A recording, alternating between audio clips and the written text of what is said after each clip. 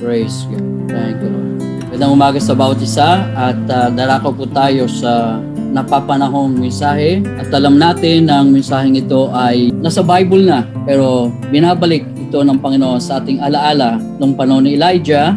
One of the severe crisis sa Israel ay nangyari at in-acknowledge yan sa James sa New Testament na 3.5 years nagkaroon ng tagtuyot. Pero bago dyan, ay tayo muna ay manalangin. Panginoon, salamat po sa salita mong ito na ihahatid ng iyong lingkod. Pangunahan mo at patubayan ng mensahe mong ito na makarating sa puso't diwa ng bawat isa. At sa mga makakarinig pa, Panginoon, kahit replay o delay ang broadcast sa kanilang pakikinig at panonood. Dalangin namin, Lord, ang anointing mo, the mantle of your anointing cover us, and to release everyone from any doubt, any fear, any confusion, or even complaint.